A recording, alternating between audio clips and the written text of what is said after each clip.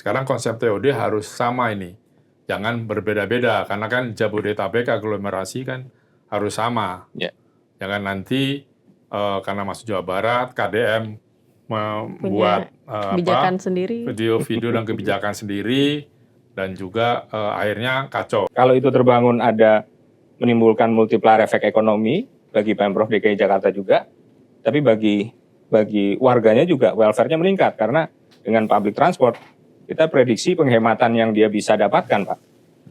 Ya kan? Penghematan yang bisa dia dapatkan antara 3 sampai 5 juta sebulan.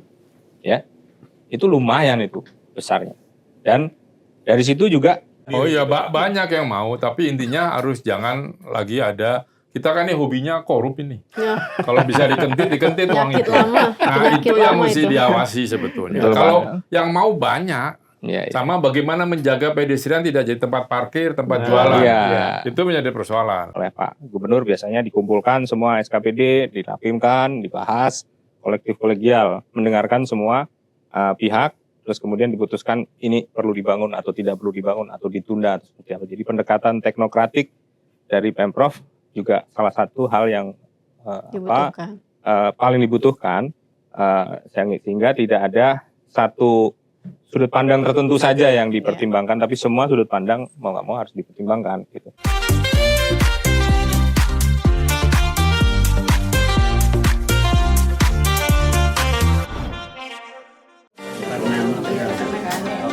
Boleh di Paris di mana? Luar ya, dibelokin. Dari Blok M kota kan ini sampai kota. Oh, Jalan Kendal.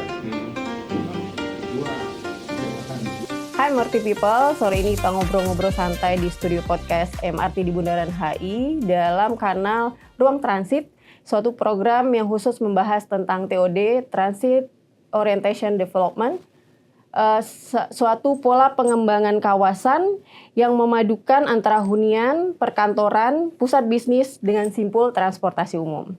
Bersama saya Uni Nova dan Bang Alof, hari ini kita kedatangan tamu siapa Bang Alof? Tentu Mas Agus, seorang pengamat sosial yang lama berkecimpung di dunia transportasi, Mas Agus Pambagio.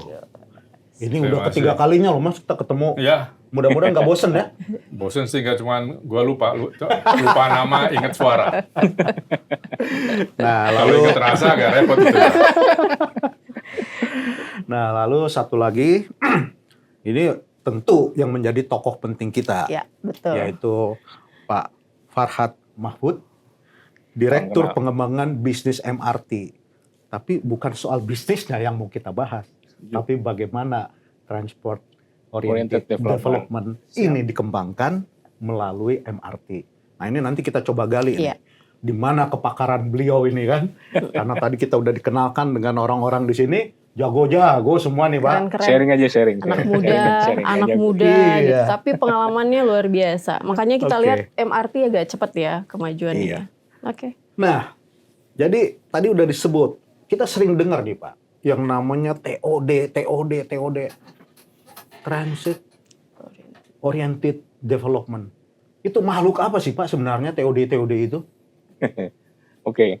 Mungkin selamat sore dulu ya. Ini sore-sore nih kita ketemu di stasiun Bundaran HI, salah satu stasiun yang paling ramai di MRT. Kita bisa ketemu di melting potnya kita ini sini.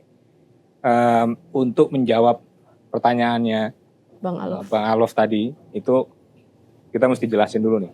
MRT sebetulnya dibangun itu dengan visi increasing mobility, improving life quality. Intinya itu. Ya.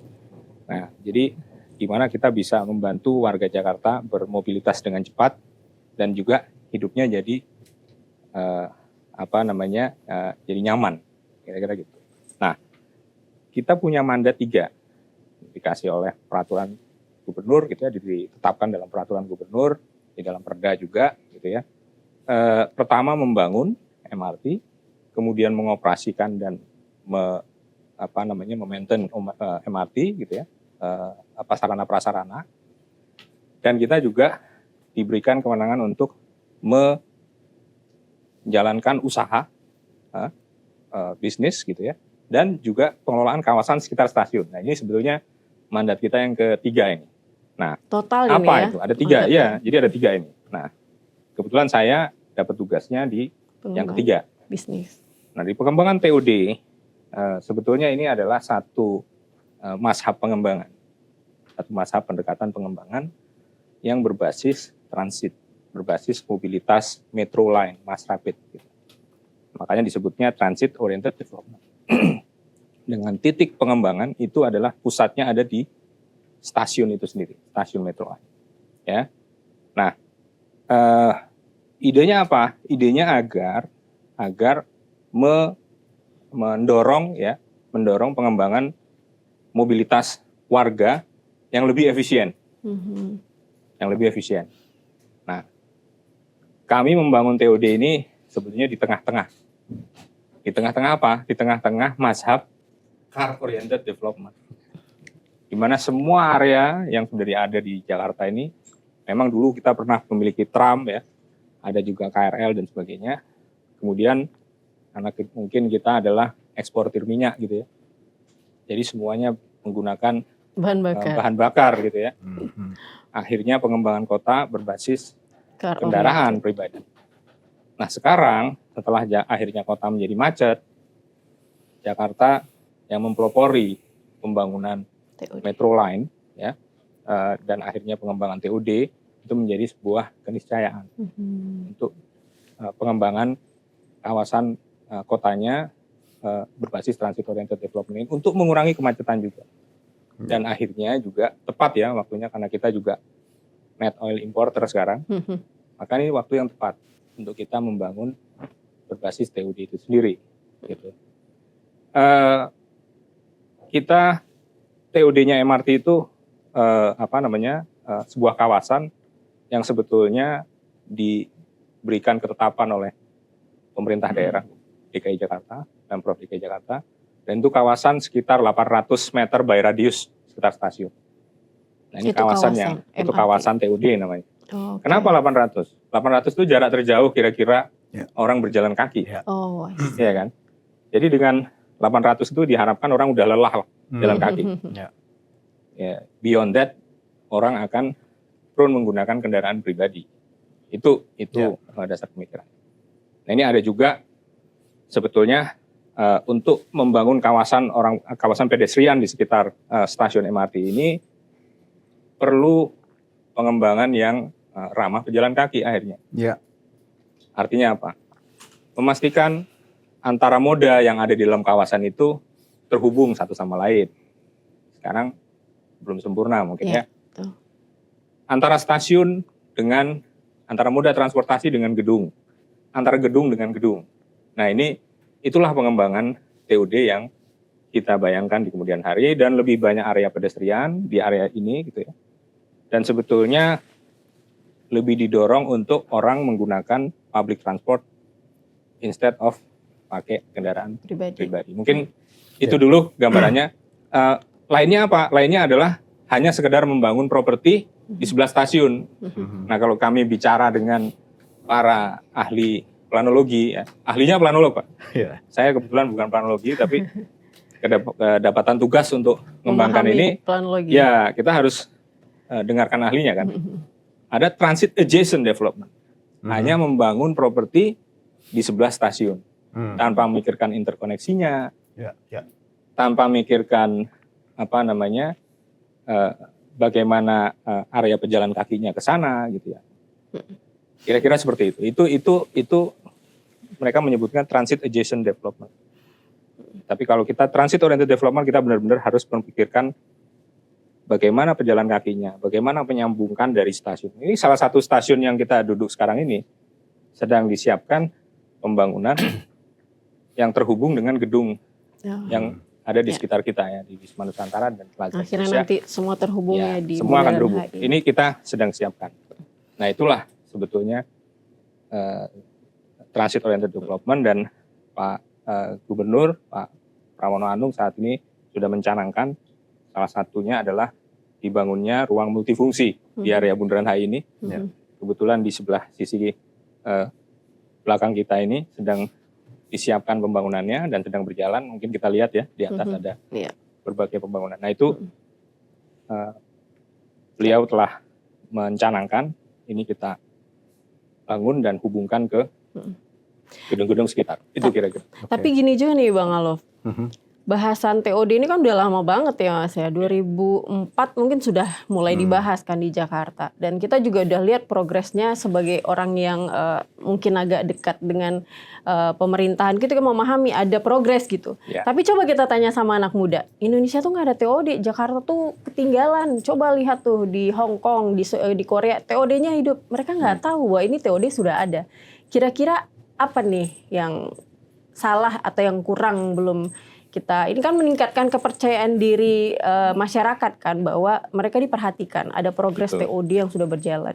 Kira-kira kenapa itu, Pak? Kalau dibilang kenapa, biasanya nanti mungkin Pak Agus bisa bantu saya. Pembangunan kawasan itu rata-rata butuh waktu minimal 30 tahun. Oke. Tapi dia harus dimulai. Iya betul. Tidak ada pembangunan yang selesai Ujuk-ujuk. kawasan ya tanpa dimulai kan gitu kan. Jadi Candi 1001 ya? kawasan transit oriented development atau kawasan lain yang di sekitar sini, kawasan CBD ya kalau kita lihat SCBD gitu, itu butuh 34 tahun sampai bisa kita lihat seperti sekarang. Oke. Jadi kalau dibilang kawasan TOD ada. Tapi Belum dampaknya apakah sudah bisa kita rasakan? Sedikit demi sedikit sudah mulai kita bisa rasakan ya. Berbagai pembangunan saat ini sudah mulai dicanangkan oleh pemerintah Provinsi DKI Jakarta, ya kan? Kita bisa lihat sendiri di sini kita sedang mempersiapkan pembangunan Extended Concourse yang terhubung dengan 2 gedung di sekitar kita, gitu ya. Kemudian di Duku Atas kita juga sedang mempersiapkan pembangunan yang berbasis persoalan kawasan tersebut, gitu ya, pedestrian deck. Kemudian nanti di Blok M juga sedang kita persiapkan juga. Di Lebak Bulus juga ada, ya. Di Lebak Bulus itu kental dengan isu perparkiran, Pak Agus. Perparkiran di sana memang kurang karena di sana tempat orang berganti dari menggunakan kendaraan pribadi ke kendaraan umum menggunakan public transport antara lain MRT Jakarta. Jadi masing-masing kawasan tuh punya karakter dan persoalannya masing-masing. Dan pengembangan TOD nantinya itu tentu harus bisa mengadres persoalan-persoalan tadi. Kira-kira begitu. Oke. Kalau menurut Mas Agus, apa tuh permasalahan TOD kita ini kok gaungnya kurang gitu, Mas? TOD itu sudah melanda sebetulnya waktu mau bangun MRT tahun 80-an. Ini kan dulu putrinya Pak Soeharto kan yang mau bangun. Panjang sekali ceritanya itu, lalu baru terbangun. Nah TOD itu mulai ramai ketika saya diminta Pak Jonan bantu dia 2009 sampai 2014. Ya. Mulai Manggarai, kita coba susun di kota-kota yang dilewati kereta api oleh KAI waktu itu. Nah, tapi saat itu ketika saya diminta jadi pengawas pembangunan LRT Jabodebek dan Palembang, itu pemerintah daerahnya menyodorkan sebuah konsep TOD yang pembagian pendapatan. Padahal kan bukan itu. Justru kita bangun TOD itu untuk menambah penumpang supaya lebih banyak menggunakan itu. Nah, jadi waktu itu kita coba lihat di MTR Hong Kong, kemudian di Seoul, kemudian di London, dan waktu itu SNCF di Perancis. Nah, jadi lalu TOD itu kita undang pemerintah daerah, ini loh maksudnya TOD ini. Nah, baru berkembang sekarang. Nah, kita punya problem lagi, yaitu kedisiplinan regulator soal tata ruang. Kita itu bisa, lokasi itu bisa berubah suka-suka sendiri. Iya. Ya, masing-masing orang bisa datang investor, saya mau bikin ini, nanti begini, kereta gantung lah. Kita pusing dengarnya, ini maunya bagaimana, nggak jelas. Lalu terbangunlah MRT ini yang terus rebutan siapa antara Pak Foke yang meresmikan atau Jokowi. Ya kan, saya dua-duanya hadir itu. Nah, jadi kusut masih. Nah, sekarang kalau ini sudah jelas ini, TOD itu harus disampaikan kepada publik ini loh. TOD-nya ini, apa tujuannya, itu perlu disampaikan. Betul. Orang berjalan memang sekitar 800 meter sudah ngap itu. 500 meter biasanya karena panas. Dan dia kalau dari rumah berangkat itu sekarang itu pakai transportasi masih mahal karena sambungannya Iya. ojek Itu Ya. yang lebih nggak mahal. jelas aturannya, Betul. ya kan? Dan itu paling mahal. Betul. Nah, jadi ini yang mesti first mile, last mile-nya itu jelas. Nah, jadi untuk itu masuklah itu TOD. Sekarang konsep TOD harus sama ini. Jangan berbeda-beda, karena kan Jabodetabek aglomerasi kan harus sama. Ya. Jangan nanti karena masuk Jawa Barat, KDM membuat Kebijakan sendiri. video dan kebijakan sendiri, dan juga akhirnya kacau. Nah, ini harus MRT mungkin sebagai pionirnya yang memang ada di Jakarta, lalu tentu dengan KAI, ini seperti apa TOD-nya. Supaya saya nggak tahu yang di mana itu, Tanah Abang. bukan Tanah Abang, yang dari Depok itu yang di perempatan itu Jagakarsa. stasiun, kan ada. Oh, Tanjung Barat. Tanjung Barat. Itu kan ada itu TOD. TOD kan. Iya. Nah, itu saya nggak tahu laku apa enggak itu. Iya. Yang dimiliki KAI ya, dikelola KAI ya. Makanya jadi sekarang sama-sama lah duduk di mana yang punya fasilitas transportasi umum itu ada KCI, ada MRT, LRT, ada 2 dan seterusnya, Transjakarta. Mau di mana gitu loh. Supaya bisa terlihat petanya orang ke sana, ke sini dan seterusnya. Lalu juga ada fasilitas nggak punya bisa apakah dia berupa apartemen apa berupa kantor, kan itu yang penting. Ya, terus tadi saya ngomong sama Pak Alan, kita ini nggak punya central station di sini. Saya suka tanya di mana central stationnya. Dulu Manggarai, Cawang, sini dulu ke atas, Cawang, terus sekarang mau di mana lagi? Itu perlu ditetapkan loh. Ini seperti apa ininya persimpangan kan kalau central station itu tempat dari kereta jarak jauh kayak di Amsterdam itu kan di Jepang, jauh Shinjuku kemana ya. itu sudah nyambung. Ya kalau urusan koneksi kereta memang Eropa yang nomor 1, Jepang. Ya kalau Amerika kan jalan. Nah kita agak bingung ini antara jalan tol dengan kereta. Padahal itu mahal dua-duanya. Nah itu juga perlu untuk wilayah Jakarta mana nih? Kan biasanya perkotaan itu konektivitas transportasinya adalah melingkar dan silang. Lalu feeder-feedernya mengisi itu. Nah itu sampai sekarang saya belum lihat sebetulnya mana yang ini. Kan dulu ada kereta api nggak boleh misalnya dari Manggarai terus muter jadi kusut kan. Iya. Jadi di ujung-ujung aja terus sudah dia KRL itu keluar masuk. Tapi ada yang muter circle line itu. Nah itu mau pakai MRT, mau pakai LRT Transjakarta. apa? Nentuin sekarang udah selesai. Nentuin titik dari yang timur barat udah selesai ya MRT. Sudah. Oke. Dulu itu berkelainya lama itu. Nah ya, jadi artinya itu tentukan dulu, terus setting sama Pemdanya masing-masing, ini area pengembangannya di mana. Jangan kayak perumahan rakyat itu yang rumah subsidi, karena kita perlu makan, yang daerah sudah dirubah dari perumahan, suruh jadi jalur hijau lagi. Nah ini jangan sampai gitu. Kan itu costly itu. Iya. Ya kan, di beberapa daerah, kalau ini persawahan tidak boleh dikonversikan jadi tanah pemukiman, tapi itu banyak berubah. Nah, maksud saya ini kan MRT nanti east west, south north-nya kan ngelewatin daerah lain kan, bukan DKI. Nah, akan itu ada. akan ada kan. Akan ada. Nah, itu yang harus sekarang pastikan. Dulu kan ada saran tuh dari Tangerang Selatan mana MRT itu nanti belok ke sini, belok ke mana ada MRT belok-belok. Ya lurus saja. Ya kan? Nah, itu mesti duduk bareng itu, kalau enggak nanti rame. Karena TOD ini pemahaman daerah itu inilah dampak dari mahalnya pilkada, ya kan? Nah jadi ini yang bahan yang anak muda kerja itu mesti meyakinkan nih daerah itu keras kepalanya minta ampun. Sekarang, nanti saya akan singgung soal itu. Tapi ngomong-ngomong begini ya Pak, tadi kalau dibilang nih Pak, bisa berubah yang namanya sebuah rencana itu karena pengusaha atau investor punya gagasan lain. Nah, tadi penting sekali ketika Mas Agus Pambagio bilang perlunya pemahaman yang sama nih tentang TOD. Nah, ini saya mau nanya nih sama Pak Farhad nih. TOD itu kan tadi katanya menjadi kewenangan dan tanggung jawab Pemda. Begini, jadi pengembangan transit oriented development itu adalah satu metode pembangunan kan ya. Dan dia tidak lepas dari rezim tata ruang sebetulnya. Jadi kalau kita lihat Pak Agus, itu kita ngerujuknya kemana nih TOD itu? TOD itu kawasan berorientasi transit. Ada pergub yang mengatur tentang itu. Kalau kita lihat, dia merujuknya itu ke Permen ATR. Ya. Ya, ada Permen ATR ya. Apa namanya, agraria dan tata ruang. Jadi sebetulnya dia ini adalah rezim tata ruang. Ya. Nah, namun demikian yang pembangunan di daerahnya, di lapangannya sendiri, itu memang instrumen yang membuat atau regulasi yang mendorong ini, itu adalah di masing-masing pemerintah daerah. Oke.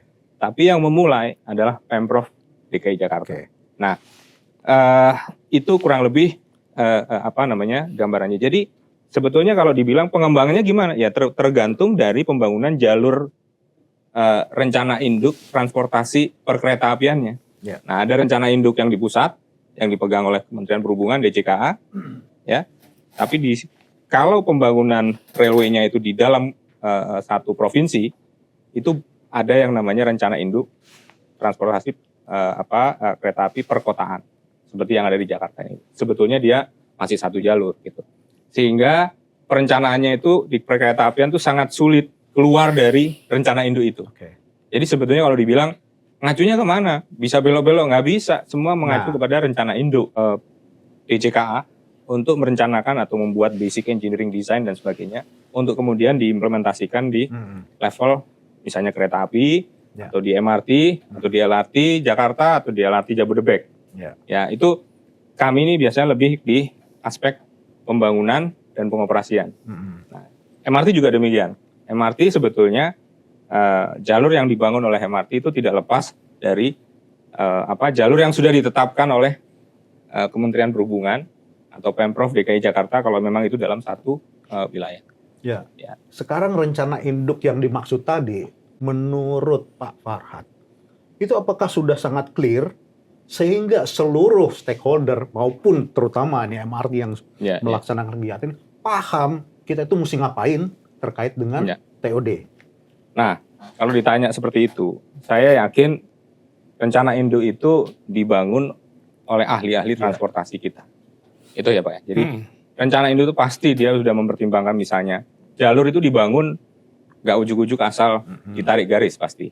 Pasti ada latar belakang atau pertimbangan yang mendasarinya. Misalnya, di sini orang tinggal ya. Kawasan orang apa ya? Di kawasan Tangerang tinggalnya di mana, di kawasan Bekasi tinggalnya di mana. Jadi itu dasar pertimbangannya, saya yakin seperti itu. Ya, timur barat ya, utara selatan ya, jalur north south ya, misalnya. Kenapa dari Lebak Bulus sampai ke arah Ancol nanti gitu atau ke arah kota? Ini kan juga karena ini adalah koridor ekonomi sebetulnya, koridor ekonomi di mana orang bergerak dari tinggal di Jakarta Selatan kemudian ke pusat kota, ya. Itu salah satu pertimbangannya. Nah, setelah itu dibangun, barulah kita sebetulnya bisa berbicara tentang atau direncanakan lah ya, ditetapkan atau dibangun project railway-nya, baru kita bisa bicara tentang pengembangan TOD. Idealnya memang pembangunan TOD itu dilakukan bersamaan dengan pembangunan jalur perkeretaapiannya itu, sehingga sehingga semuanya itu perencanaan perkotaannya di sekitar situ itu sudah ideal. Nah, kami TOD yang MRT kembangkan sekarang Pak Agus itu sudah jadi MRT-nya, baru kita kembangkan. Tapi we better start now daripada lebih terlambat lagi, gitu ya. Jadi, tapi kami juga berbincang-bincang atau diskusi dengan mitra-mitra kita misalnya di Hong Kong. Kan kita ada Community of Metro ya. Kita diskusi juga tentang TOD yang mereka kembangkan. Tidak ada yang perfect. Jadi Jepang juga sama saja. Dia start di Shinjuku sampai sekarang proyeknya juga nggak selesai itu TOD-nya Pak Agus. Jadi di Hong Kong juga sama. Ya, jadi semuanya kita start dari something lah. Nah, tapi daripada kita berbicara tentang perencanaan terus-menerus, ya kita mulai sesuatu, just do it. Itu yang rumus yang terbaik ya. Kita mulai aja dulu. Yang menarik adalah dukungan publik terhadap pembangunan TOD 100% solid. Gitu. Betul. Dan itu juga akhirnya memberikan memberikan dampak kepada pengambil kebijakan. Ya, saya yakin hari-hari ini Pak Gubernur Pramono Anung sangat-sangat mendukung pembangunan TOD, dan kita bisa lihat sekarang ada berapa pekerjaan pembangunan yang sekarang sedang berjalan, semuanya hampir terkait TOD. Memang kita punya persoalan di dalam pengembangan kota Jakarta yang masih berbasis car oriented gitu ya. Iya. Nanti kalau saya cerita sedikit bagaimana kawasan CBD BNI di Duku Atas Pak Agus Pambagio. Boleh dicek menurut kajian dari LAPI ITB yang pernah kita diskusi dengan mereka gitu ya. Itu tidak ada jalan kaki itu betul. dari BNI ke arah landmark. Itu lelah sekali tuh menuju. Tidak ada jalan sama sekali untuk berjalan kaki. Mungkin ada trotoar tapi saya nggak tahu apakah ada orang bisa lewat di situ gitu. Malah usulannya harus dibor itu supaya ada terowongan orang bisa jalan kaki di situ. Tapi saya rasa itu pendekatan yang sangat instan gitu ya. Jadi itulah juga yang mendasari Pak Gubernur akhirnya mencanangkan dibangunnya pedestrian deck. Jembatan pedestrian yang di Duku Atas itu tujuannya untuk menghubungkan suatu kawasan Duku Atas yang terbelah oleh Boulevard Sudirman dan banjir Kanal Barat. Dilalah kalau kita lihat dari gedung, mungkin kapan-kapan saya mesti undang Bapak Ibu ke Transport Hub, lihat dari atas. Itu sangat kentara sekali bagaimana kawasan TU di Duku Atas ini, ya kawasan 800 meter sekitar stasiun MRT yang di sana itu sangat tidak imbang. Jadi ada 4 kuadran akibat belahan tadi, ya BNI, area sisi Talang Betutu, kemudian sisi Blora Kendal, sisi landmark Pak, ya kan? Ini semua public transportnya ada di sisi utara sungai. Ya, sehingga kalau seandainya ini dikembangkan, ini akan mengurangi tekanan orang menggunakan kendaraan pribadi ke arah ke arah yang BNI dan landmark terutama. Dan kawasan tersebut jadi berkembang Pak. Jadi terbangun. Kalau itu terbangun ada menimbulkan multiplier efek ekonomi bagi Pemprov DKI Jakarta juga. Tapi bagi warganya juga welfare-nya meningkat karena dengan public transport kita prediksi penghematan yang dia bisa dapatkan Pak. Ya kan? Penghematan yang bisa dia dapatkan antara 3 sampai 5 juta sebulan. Ya. Itu lumayan itu besarnya. Dan dari situ juga dia punya waktu lebih untuk keluarganya. Iya. Ini yang jarang kita hitung gitu ya. Dia punya waktu lebih untuk bercengkerama dengan keluarganya dan itu yang kita bilang improving life quality tadi di situ. Jadi ini sebetulnya niat dari pengembangan TOD tadi supaya orang menggunakan dengan nyaman public transport bahkan menuju destinasi di mana dia akan entah kerja, entah belanja, entah sekolah dan lain sebagainya. Dari originnya bisa dari mana-mana. Kita juga belajar sekarang bahwa stasiun-stasiun kita ada stasiun yang origin, ada stasiun yang destinasi. Kita mulai belajar. Berarti nih Pak ya, kalau kita tadi simpulkan harapannya MRT ini, khususnya TOD ini nanti akan memudahkan kehidupan masyarakat, selalu meningkatkan kualitas hidupnya. Nah kalau kita lihat di sosmed itu sebenarnya itu udah ditangkap sih sama masyarakat, terutama kalau di perdebatan pembangunan MRT yang arah BSD ya yang rencananya. Ya, yang ke arah mana Tangsel ya. Yang awalnya ke Ciputat terus jadi BSD itu kan berantemnya lumayan tuh netizen. Kalau bisa tuh lewat semua real estate. Kan mintanya kepala daerahnya gitu. Iya. Nah, tapi masyarakat yang di Ciputat protes nih, Pak. Karena mereka ngerasa mentang-mentang kami duitnya nggak banyak ya, banyakan ke sana. Ya, kan connecting-nya harus ada ke stasiun. Iya. Nah, ini kita kan melihat begitu masyarakat sudah merasakan bahwa MRT ini memudahkan mereka. Jadi mereka meminta, mereka juga mau dong gitu. Nah, untuk memuluskan ini menjadi sebuah rencana yang jadi, enggak wacana, menurut Bapak, ini yang ngelit ini harusnya pemerintah apa swasta? Bagus. Biar berdebat terus. Ya gini, kan pemerintah itu harusnya mengatur kan. Betul. Ya regulator. Ya, karena sudah ada BUMD-nya yang mengeksekusi harus. Tentu anggaran ini kan two step loan kan ini masih ya. Ini masih two step loan. Step loan. Nah, itu dipastikan dulu apa saja yang disetujui oleh pemerintah, regulasinya harus ada.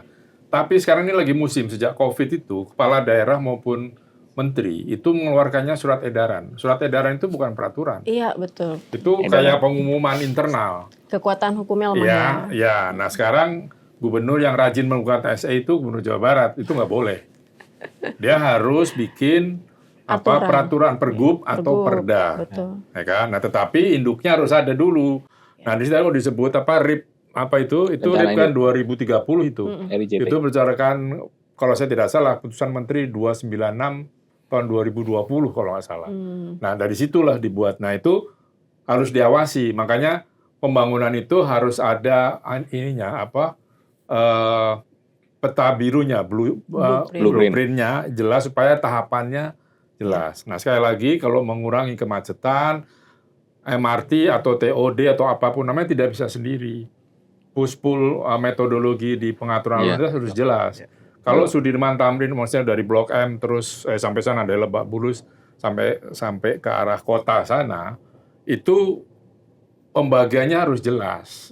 Tadi saya katakan waktu offline, kalau sudah begitu Transjakartanya jangan dijajarin, karena pasti nanti ada kanibalisme. Iya. Transjakarta tetap akan banyak karena murah. Nah dia harus tadi yang silang mau melingkar itu harus ditata ulang. Nah, menata itu tidak mudah juga, tetapi juga pengembangan transportasi Jakarta itu Jabodetabek itu aglomerasi memang harus bertahap. Kita akan sulit sekali karena tadi pengembangan master plan-nya kita dilanggar. Dulu jalan tol dalam kota begitu banyak truk, banyak protes kan macet, bikin jor 2, jor 1 dulu. Begitu dibikin jor 1, kiri kanan itu dirubah peruntukannya. Macet lagi. Padahal jor 1 itu adalah untuk truk-truk yang keluar kota. Sekarang bikin jor 2. Sama juga. Terus kemarin kita rapat di Jasa Marga, sudah dibuat saja. Yang paling dekat dengan kota Jakarta itu yang termahal tarifnya. Jadi yang kalau mau dekat itu paling mahal, kedua yang murah dan yang paling murah. Jadi supaya truk kan cari yang paling murah. Dia nggak masuk. Masuk. Karena kalau nggak diatur begitu, beratan. Juga parkir di sepanjang jalur MRT, LRT, dan itu harus tidak 5.000, harus lebih. Itu karena sebuah kalau yang berat nih untuk menghentikan orang naik mobil IRP juga belum jalan. Jadi ini nggak bisa hanya sendirian. Ya kan? Nah, kalau kita mau bilang 10 tahun mobil, nah orang kita akan melarat, banyak yang melarat mobil ada sampai 20 tahun masih dipakai. Nah, jadi itu agak bertahap saja. Tapi artinya MRT tidak bisa sendirian. Dia harus duduk bareng nih. Kan ada Dewan Transportasi Kota Jakarta ya? Ada. Nah, itu mesti dikasih kerjaan itu. Supaya ini gimana natanya, supaya tidak berisik semuanya kan? Ini beda-beda ini soalnya. LRT Jakarta beda, LRT Jabodebek. Yang sana dapat PSO, yang sini enggak, gitu kan? Itu kan satu hal yang harus disamakan secara regulasi, karena kalau enggak nanti susah. Ya tentu, suruh kerja lah orang-orang itu kan tidak hanya menunggu kan MRT gini, oke, Anda gimana? Lalu disatukan tugas gubernur, oke, putuskan ini connecting di sini, ini begini tarifnya sekian. Karena kalau tidak ada, jadi orang nomor 1 harus bertanggung jawab memang. Dan persyaratan menjadi orang nomor 1 itu harus punya integritas, quick learner, dan sudah kenyang. Jadi dia tidak akan mikir, gua mesti dapat proyek di mana gitu. Dan punya nyali juga ngambil keputusan. Harus naikin tarif parkir itu tuh luar biasa itu kan, ributannya nanti. Ketika disinggung Dewan Transportasi Kota Jakarta. Kan dibentuk gubernur itu. Ya. Lalu kan tadi cerita bahwa sebenarnya di netizen itu suka dengan bagaimana TOD. Tapi di sisi lain masih ada yang tanya, ada tempat parkirnya nggak? Berarti kita masih jomplang nih masalah edukasi. Ya gini, harus ada park and ride. Jadi dia harus di stasiun-stasiun mana yang ditentukan aja. Kita bikin. Park and ride, dia bikin bertingkat atau ke bawah. Sudah, jadi orang memang kayak misalnya LRT di mana itu di sampingnya Jagorawi itu kan itu yang LRT mau Jabodebek. Itu kan mau dibikin yang Taman Anggrek atau apa itu, jadi tempat parkir harus dibikin karena orang dari dalam karena connectingnya belum bagus harus ada park and ride. Di Lebak Bulus kita bikin Pak. Di Lebak Bulus kita bikin jadi kapasitas berapa mobil itu? Itu besar ya. Kapasitas peningkatannya ya dari awal yang dipakai untuk secara konvensional untuk perparkiran biasa warga satu gitu ya. lantai ya. Ini masih satu lantai. Ini tapi kita bisa tingkatkan untuk motor itu 800 Pak, yang di Lebak Bulus. Dan itu langsung penuh. Oke, sehari Jadi itu bisa 5.000. Jangan terlalu mahal, karena kalau terlalu mahal orang nggak mau. Iya. Betul. Tapi faktanya penuh Pak. Iya. Jadi tarifnya menurut kami jadinya nggak mahal gitu ya. Itu satu. Itu di peningkatannya 800 Pak. Oke. Kapasitas untuk motor. Untuk mobil naiknya cuma 50%. Oke. Yang tersedia ya, tapi penuh juga gitu. Jadi kita ke depan dari lahan itu nantinya kita akan tingkatkan kapasitas pembangunannya. Itulah salah satu pembangunan TOD di situ ya. Jadi nanti ada area park and ride yang lebih masif, lebih besar lagi luasan gross floor areanya. Dan nanti itu akan kita hubungkan ke stasiun Lebak Bulus. Ada pedestrian. Ya. Dan juga nyambung dengan area misalnya di seberangnya lahan Kementerian PU yang Perumnas. Ya. Juga dia akan kembangkan. Jadi intinya setiap kawasan tuh dia punya karakteristik yang berbeda-beda. Nah, sekarang di sini yang di Duku Atas landmark itu masih dipakai perkantoran apa enggak? Dulu kan Citibank di situ kosong. Kami kosong. Nah, kalau kosong itu bisa dipakai karena gini dulu, kereta bandara itu kita bisa check in di landmark. Dia pakai 2 lantai. 2 gedung itu. Terus tiba-tiba berubah, saya nggak tahu lagi. Ya, jadi dulu kereta bandar itu check-in-nya ada di landmark. Di sebelah sana. Nggak tahu tiba-tiba berubah pakai BNI gitu-gitu lah. Ini yang saya bilang perubahannya cepat kalau semuanya ngikut. Maunya gubernur, sementara gubernur dilobi oleh banyak pihak yang tidak terkoneksi, nah itu bisa repot. Nah kalau sudah tidak dipakai, dibeli aja. Landmark itu ya, tempat ini parkir. kalau ngomong soal beli, salah satu variabel enabler-nya TOD itu pendanaan, Pak. Jadi pendanaan itu juga nggak gampang. Kata orang finansial, pendanaan itu bisa dari mana dan mudah. Yang penting mau nggak. Visible ya. Kalau jadi gini, ada banyak sebetulnya enabler TOD. Jadi ketika kami masuk mulai serius mengembangkan TOD, bener ya Pak, itu kita mulai melihat apa sih sebetulnya yang membuat TOD itu akhirnya bisa dibangun dan bisa terbangun gitu. Antara lain tentunya regulasi. Kita punya peraturan gubernur itu dengan apa adanya kita jalankan aja. Jadi jangan kita mengharapkan nunggu regulasinya perfect. Betul. Jadi ya mungkin kita juga sama ya. Jadi jalan-jalan negara ya. ini juga diawali juga dengan tidak perfect kok gitu kan. Iya. Sama TOD juga sama gitu. Jadi kita mulai aja. Ya, kita pikirkan interkoneksi. Ya, ini juga sama. Bikin interkoneksi dari stasiun Duku Atas nyambung ke gedung tertinggi Pak di Autograf. Ini sedang berlangsung, sebentar lagi mungkin akan selesai, akan diresmikan oleh Ke bawah. Pak Agung. Di bawah Pak, bawah tapi ini dia akan naik sedikit ke atas, tapi udah mulai mau selesai nih kira-kira. Nah, waktu bangun mana tahu Pak di bawah itu ada apa aja? Udah kayak spaghetti Pak di bawah. Pasti. Itu ada fiber optik lah, ada pipa air, Pasti. pipa ini semua. Akhirnya pembangunnya terhambat. Blueprint-nya nggak ada. Blueprint-nya ada dong harusnya. Sehingga kan bisa ngelihat. Ya. Itu biasanya blueprint-nya nggak ada. Ya kita nggak tahu ya seperti apa. Saya yakin semuanya ada blueprint-nya gitu ya. Tapi itu pembangunannya kan oleh mitra kita ya, pemilik gedungnya gitu. Nah itu, tapi itu salah satu seluk-beluk dari pembangunan TOD. Bagaimana kita mencoba menghubungkan saja, masalahnya banyak Pak. Salah satunya adalah pembiayaan. Pembiayaan pemilik gedung rata-rata tertarik Pak. Kenapa? Karena sudah ada yang pertama di Blok M. Nah, Blok M itu kita bisa lihat bagaimana Blok M Plaza hidup sekali lagi, ya setelah nyambung itu udah langsung mengalami peningkatan traffic. Dan yang orang tidak sadar juga adalah grid tenancy mereka meningkat Pak. Nah, jadi value-nya itu berkali-kali lipat. Bicara TOD ya, ini kompleks juga loh. Kompleks banget. Komprehensif. Iya. Betul Pak. Jadi variabel pendanaan tadi saya bilang variabel pendanaan. Variabel perizinannya Pak. Variabel perizinannya. Kemudian tadi isu lahan Pak biasanya. Lahan, iya. Ada isu lahan. Baik itu lahannya ada yang clear, ada yang nggak clean and clear, ada yang nggak clean and clear. Maksudnya tadi ya masih ada beberapa hal di bawah gitu. Kalau bangunnya underground Pak. Isu konflik kepentingan dan lain sebagainya. Tapi yang paling kentara itu adalah di aspek pembiayaan. Bahkan Pak, yang kami menarik ini ya, bahwa pembiayaan yang dibutuhkan itu sebetulnya nggak bisa pakai pendanaan komersial saja, ya kan? Pendanaan komersial itu bunganya tinggi lah, maksudnya kan gitu. Ini kan infrastruktur. Betul. Ini infrastruktur sebetulnya yang dibangun di TOD ini rata-rata kami tidak mengandalkan pendanaan pemerintah, Pak. Oke. Kita harapkan seperti itu kan, sebisa mungkin. Tapi infrastrukturnya nggak masuk kategori fully public-private, not fully komersial. Ya. Jadi di tengah-tengah ini. Nah, pendanaan Butuh kontribusi. itu ada dua jenis, fully komersial atau Fully. fully public gitu ya. Nggak ada yang di tengah-tengah. Termasuk peminjaman, Pak. Kalau pinjaman dari luar negeri dan sebagainya, itu kadang-kadang dia Komersial. tidak bisa digunakan untuk bangunan komersial. Akibatnya apa, Pak? Semua fasilitas publik yang didanai seperti itu Aha. tidak bisa combine commercial integrated dengan public facility. Nah, ini kami sampaikan ke Pemprov DKI, Jadi ada kami lag di sampaikan ke situ Kementerian ya. Keuangan, ke DJKA. Dia juga punya kontribusi nih. Persyaratan-persyaratan kalian juga membuat Semakin rumit. bangunan-bangunan ini jadi tidak integrated gitu. Ah.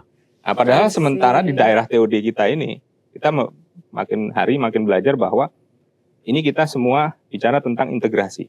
Integrasi Iya. bangunan fungsi rumah sakit dengan stasiun atau Iya. sekolah dengan Perbelanjaan. transportasi dan sebagainya. Jadi di area TOD ini ke depan kita akan masuk yang namanya bangunan-bangunan yang sifatnya integrated.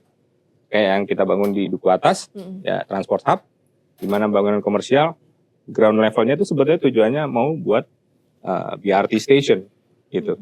Ya kan, bukan lobby buat kendaraan pribadi, tapi seperti ini tidak ada ruang bagi pembiayaan yang fully fully private atau parsial seperti itu tadi. Jadi ini hal-hal yang kita temukan selama kita ngembangkan dalam 5 tahun kemarin. Masih dicarikan regulasinya yang Nggak, sesuai. Sebutnya ke inovasi aja, di inovasi nanti kalau ketemu baru dibikin regulasinya. Betul. Karena kalau enggak nanti bikin regulasinya macet lagi. Iya. Tapi harus tetap dibuat gitu ya supaya Karena permasalahannya bisa beda-beda nanti ya. berbeda. Itu kita nggak bisa samakan. Kayak MTR Hong Kong, terus Singapura itu kan berbeda. Betul. Ya kan. Nah sekarang mau Strukturnya seperti juga apa? beda, kan? Strukturnya berbeda. Tadi di mana-mana memang kalau namanya infrastruktur itu biasanya pemerintah yang memulai. Iya. Setelah itu ya masuk komersial di situ. Kalau yang gedung-gedung itu harus dari gedungnya aja. Yang Blok M itu kalau nggak salah gedungnya kan ya, bukannya MRT. Gedungnya yang bangun. Gedungnya kan Gedungnya bangun. yang bangun. Memang harusnya gitu dari awal tuh kita bilang bahwa yang punya fasilitas kalau mau okupansinya nambah, pengunjungnya tambah, Dia nyambung, sambung. bangun Iya. sendiri. Mereka bangun sendiri. Nah ini tinggal nentukan secara teknisnya di mana. Nah itu masing-masing berbeda. Tapi yang penting inovasi dan terus dikerjakan. Karena nggak bisa berhenti. Fasilitas publik itu nggak bisa berhenti. Siapapun, regardless uangnya dari mana, tapi pasti ada. Kan bisa dihitung. Betul, betul. Ya Salah kan? satu isu yang juga tadi saya lupa sampaikan. Ada dari perizinan, ada masalah pembiayaan, masalah aset. Jadi kadang-kadang kita bangun, kita lupa memikirkan pengelolaannya. Nah, Betul. ketika kita bicara tentang pembangunan infrastruktur di TOD, misalnya interconnection, pedestrianisasi area gitu ya, pembangunan gedung, Taman Marta Christina Tiahahu di Blok M, itu kita setelah kita bangun, kita mesti pikirkan bagaimana caranya meramaikan dia, bagaimana caranya mengisi, bagaimana caranya nanti merawatnya gitu. Jadi sehingga bisa dipikirkan pembangunan itu yang self-funded. Dia bisa merawat dirinya sendiri, Iya. ya kan? Nah ini yang kita sebetulnya ingin dorong di berbagai area TOD sehingga apa yang diharapkan oleh Pak Gubernur ya, Pak Pramono untuk creative financing itu bisa diandalkan lah untuk setiap pengembangan area aset-aset milik Pemprov. Dan dia juga bisa berfungsi dan menghidupi kawasan itu sendiri iya, gitu Pak. banyak yang mau, tapi intinya harus jangan lagi ada. Kita kan ini hobinya korup ini. Ya. Kalau bisa dikentit uang Penyakit itu. lama. Nah Penyakit itu yang lama mesti itu. diawasi sebetulnya. Betul, Kalau Pak. yang mau banyak, Ya, ya. sama bagaimana menjaga pedestrian tidak jadi tempat parkir, tempat jualan. Iya. Itu menjadi persoalan. Ya, yang tentu Taman Martina itu kan ramenya karena orang jualan. Ya itu harus dipinggirkan di mana? Ya. Di situ ya tempat orang duduk. Saya selalu bilang kalau taman-taman gitu, itu alat KB. Terutama dulu ada rapat antara zaman Ahok. Kan dibangun tuh Ya, di Petra. daerah padat. Ya. Karena kalau tidak, di rumah Petra itu cuma bikin anak aja kan. Makanya kalau dulu situ Nggak ada dari hiburan. pagi sampai malam kan Nah, KB itu. iya. Orang pada ngetawain, saya bilang itu KB. Kita nggak punya Olahraga lagi. kayak ngonten kayak ya. Iya. Betul. Itu. Nah, jadi itu yang harus kalau soal inovasi keuangan nggak sulit menurut saya sih. Ya, ya. Ya, tantangannya sih kalau saya lihat ya Uninova ya. Orang sering berpikir TOD itu adalah urusan transportasi sama properti, Iya. ya kan? Padahal di situ Ada banyak Lifestyle. masalah, hal, ya ada kan banyak di situ hal. kawasan bisnis, hunian, tempat kerja, fasilitas publik. Betul, Ini kalau boleh dibilang sebuah ekosistem, betul. ya kan? Di mana objek atau subjek ini malah manusia nih. Yang lain kan pendukung. Karena yang mau kita capai adalah livability yang meningkat gitu. Betul. Nah, kalau boleh tahu nih Pak, MRT sebagai pelopor lah istilahnya penerapan TOD di Jakarta. Tantangan apa sih yang bisa jadi pembelajaran buat daerah lain jika mereka mau mengembangkan TOD?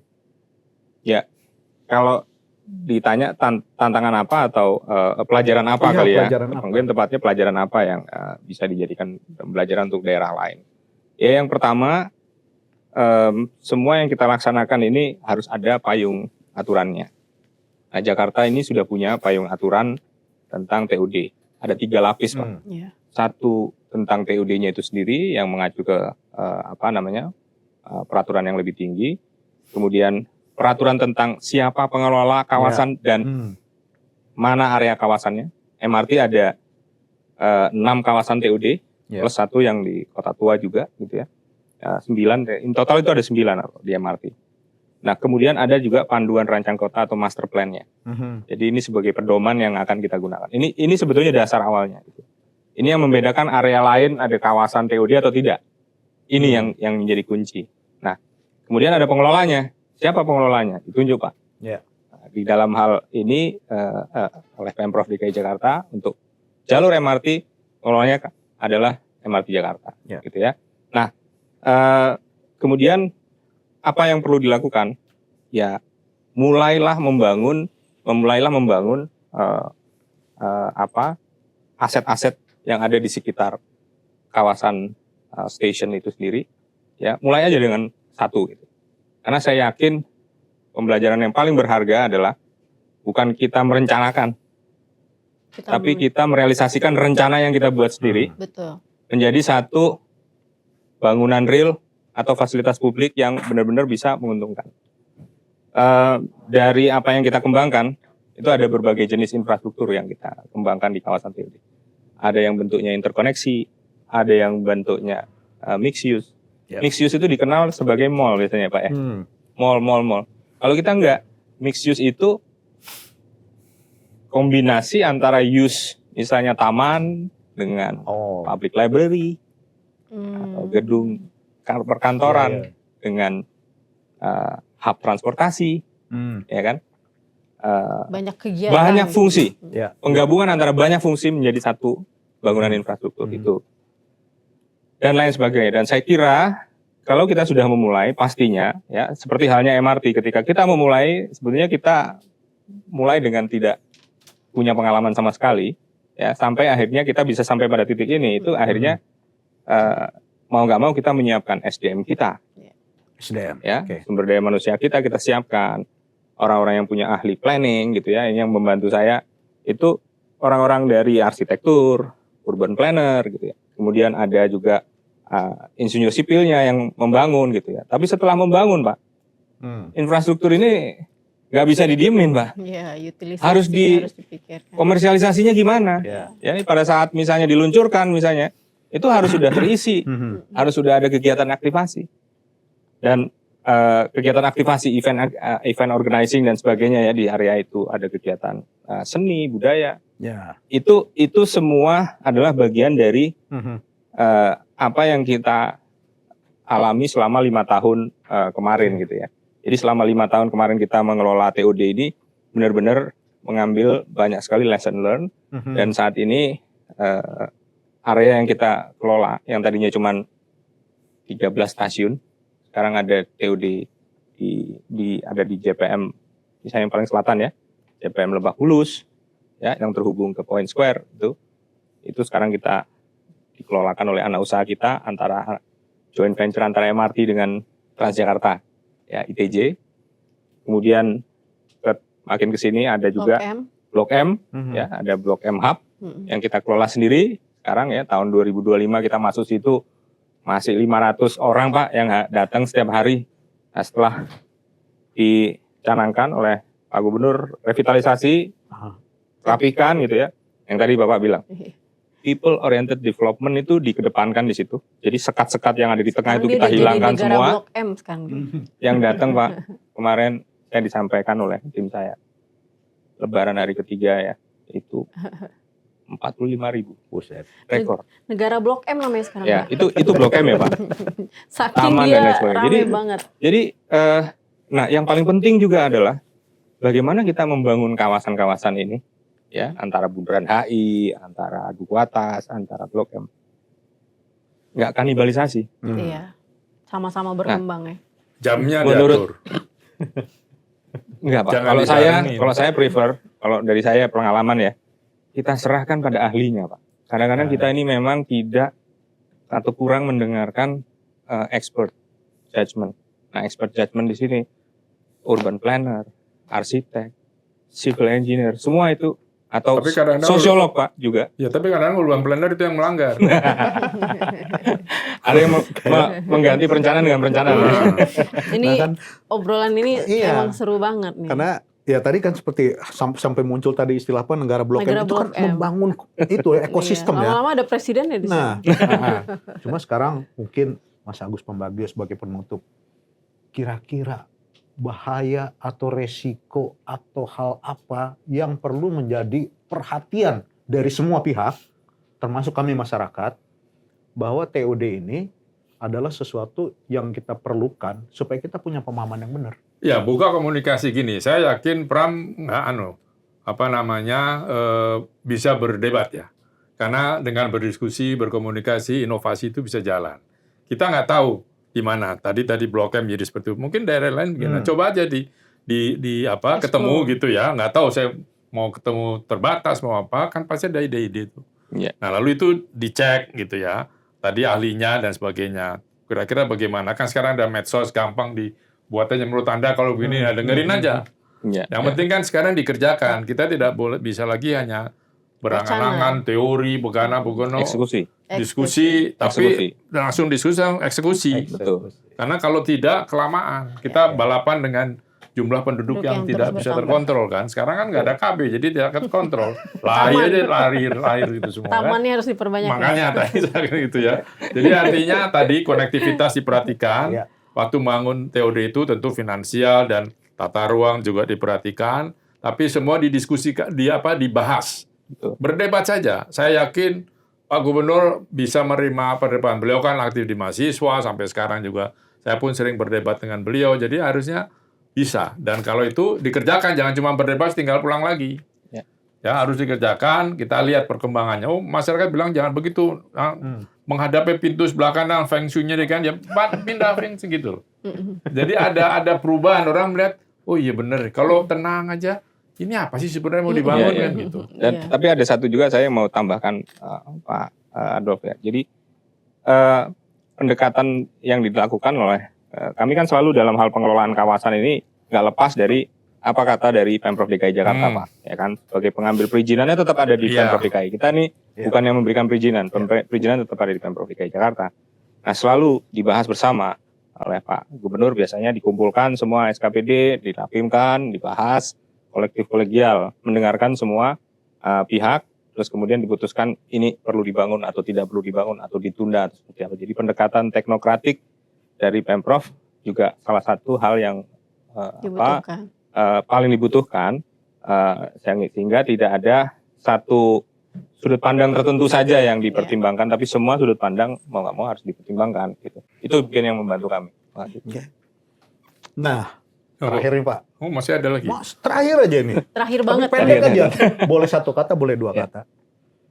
Kan kita itu ketempuan lah kalau orang Sunda bilang ya, ini dapat kota Jakarta yang udah begini. Terus kita mau bikin TOD, di mana salah satu kesulitan tadi kan seperti lahan, transportasi, pembiayaan. Itu jauh lebih rumit daripada kita membangun kota baru. Nah pertanyaan saya Pak, 5 tahun Bapak nih ngurusin TOD. Optimismenya Pak, keberhasilan rancangan TOD yang sudah teman-teman bikin ini, itu seberapa persen Pak? Ya kalau dibilang first batch yang sudah pernah kita bangun ada 9 project gitu ya. Itu sudah jadi semua, Pak. Kalau itu sudah terjadi, artinya optimisme itu kita harus punya. Ya, kenapa? Karena sudah terjadi, yang sudah direncanakan sudah bisa direalisasikan kok, gitu ya. Dengan segala kendala yang kita miliki, itu bisa dibangun. Asal kita punya mentalitinya tadi, execute. Kalau optimis nggak jadi direksi dia. Betul. Tapi berarti gini, Jakarta siap-siap ya. Udah ada negara Blok M, nanti ada negara Duku Atas, negara Manggarai, negara mana ya. Itulah kemajuan Jakarta sebagai kota global. Nanti tagline Jakarta sibuk banget tuh jadi makin menjadi Jakarta nggak bisa diem. Nggak bisa diem, bener. Iya, nggak bisa diem, Pak. Ya, diskusi yang menarik. Kayak nggak cukup sebenarnya 1 jam ya Mas ya. Terus bawa dia ekspor aja ke IKN. IKN nggak ada manusianya masalahnya ya. Ya begitu diskusi kita sore ini MRT People. Ini baru edisi pertama baru loh. Edisi pertama ini ada masih panjang urusan transit ini. Yang mungkin akan memberi informasi baru dan kemudian memberikan feedback juga ke beliau-beliau yang berada di pemangku kebijakan ini. Mudah-mudahan podcast kita ini bisa menambah informasi yang memudahkan semua pihak untuk mewujudkan Jakarta yang lebih baik. Dan menambah keberanian direktur untuk aksi. Kita support. Siap. Bapak-bapak MRT untuk mewujudkan Semangat. TOD negara-negara berikutnya, negara-negara seperti Blok M berikutnya. Asal nggak dibilang subversif nanti. Terima kasih banyak. Terima kasih. Terima kasih banyak Pak Agus. Ya, salaman dulu kita. Pak Agus, senang ketemu lagi ya. Iya.